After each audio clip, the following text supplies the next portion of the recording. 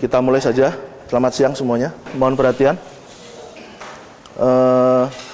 Hari ini saya akan menerangkan tentang fan. Mungkin tugas baca dari saya minggu lalu sudah disampaikan, yaitu belajar mengenai fan. Nah, saya akan mengevaluasi melalui kuis di akhir kuliah ini. Jadi tolong diperhatikan kuliah ini dengan baik. Mungkin ada penjelasan atau apa yang akan saya evaluasi melalui kuis. Ini baru slide kedua ya. Jadi yang pertama itu daftar isi, kemudian ini tentang fan. Itu terdiri dari apa saja. Nah, sebagian besar di ventilasi tambang kita menggunakan fan yang sentrifugal dan axial fan ini. Ini adalah fan, axial fan dan centrifugal fan. Seperti yang kita tahu, dia bekerja kalau aksial berputar di sumbu aksial, udara akan melalui bilah-bilah ini. Kemudian untuk sentrifugal, dia memanfaatkan gaya tangensial dari blade, dari bilah, dari masuk dari tengah, kemudian diputar, dia akan keluar melalui ini. Ini adalah outletnya. Nah, fan ini yang harus diperhatikan adalah daya, power. Nanti akan kita lihat hukum-hukum fan, di mana power itu berbanding dengan apa gitu ya, dengan apa yang mengatur besarnya power di fan gitu. Itu tergantung apa saja. Nanti bisa kita lihat belakang. Nah, saya mengharapkan setelah selesai kuliah ini, kita bisa melihat fan tidak hanya bentuknya, bentuk luar, tetapi kita juga memahami bagaimana karakteristik dari fan ini. Ini aplikasinya banyak, bisa di pengaturan ruangan udara, maupun di hotel dan sebagainya, maupun di subsurface, di tambang bawah tanah. Jadi salah satu kunci dari ventilasi tambang adalah pemahaman mengenai fan. Nah, ini ada jenis yang aksial, tetapi ini kita sebut tube fan. Sebetulnya dia di dalamnya bilahnya mendekati konstruksi centrifugal fan. Jadi dia bisa mendapatkan pressure yang lebih tinggi. Ini adalah tube fan seperti ini. Berputarnya aksial juga. Kita tidak belajar mengenai ini detail. Kita hanya belajar dua, aksial dan centrifugal yang regular. Kemudian ini juga yang tadi di kolom ketiga ada injektor. Itu sebetulnya adalah nozzle ya. Jadi untuk udara yang punya tekanan tinggi, dia tersalur dan dibedakan berdasarkan tipikal bentuknya. Jadi ini cylindrical, ini conical seperti ini, dan ini venturi.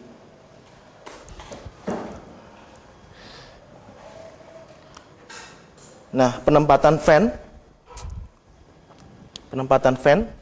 itu ada 3 macam. Yang pertama mungkin ini biasa dipakai untuk menambah pressure apabila dia sudah banyak kehilangan pressure. Kemudian di sini ditambahkan tekanan lagi. Fan with inlet outlet duct. Kemudian ini pengukurannya total dan statik. Yang kita perhatikan adalah penempatannya. Yang kedua, forcing system. Nah, ini biasa kita gunakan juga di main fan, forcing system. Kemudian exhausting system. Katakanlah ini suatu permukaan ya, surface.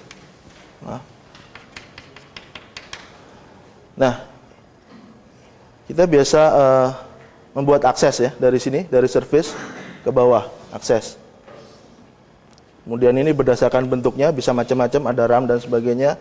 Dan ini connect kepada crosscut, mungkin ini badan biji dan sebagainya.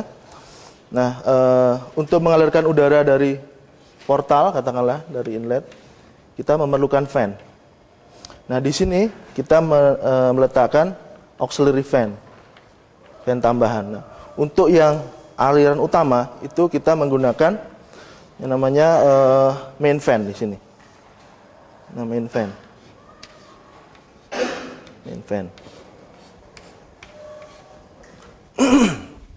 Nah, ini bisa dua type. Ada exhausting system seperti ini. Jadi udara masuk melalui portal atau inlet. Kemudian udara segar ini dialirkan ke dalam, misalkan ini front kerjanya. Nah, ini disedot melalui shaft di sini. Shaft adalah lubang vertikal. Udara ke atas, udara kotor. Jadi dari sini udara bisa kotor, udara kotor melalui ini. Nah, kebalikannya ini bisa juga forcing. Jadi ini forcing system, oke. Saya agak pelan-pelan ini ya menjelaskannya supaya memahami. Nah, untuk mengalirkan udara tersebut, fan kita mengenal dua, yaitu sentrifugal dan aksial. Nah, fan sentrifugal terdiri dari ini ya, ada bilah, blade, kemudian housingnya, rumahnya. Jadi ini terus ada clearance, udara masuk, kemudian akan diputar, blade ini diputar oleh impeller. Jadi yang perlu diketahui adalah biasanya diameter impeller, diameter panjang blade sehingga ada diameter total, kemudian rotasi dan discharge ke sini keluar.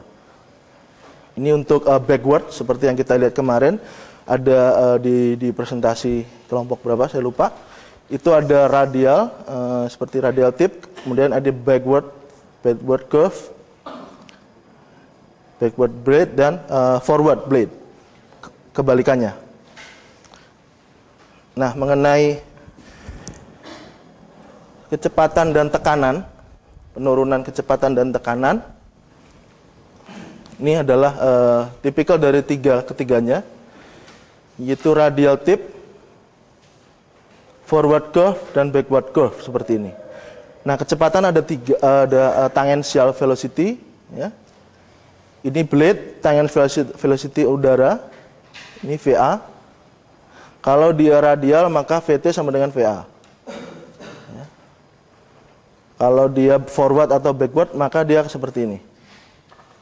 VA sama dengan VT plus atau minus ya, VR kotangan theta dalam satuan meter per detik.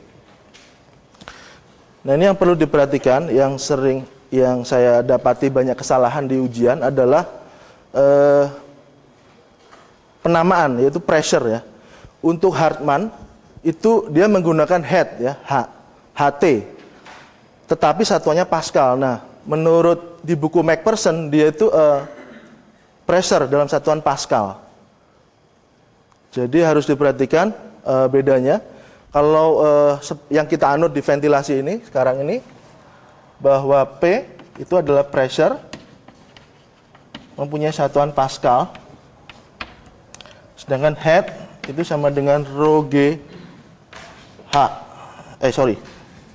P adalah rho G H, dan head adalah bisa head ya, atau H besar boleh. Head adalah P per rho G. Ini dalam satuan meter. Nah, ini tergantung density-nya ya.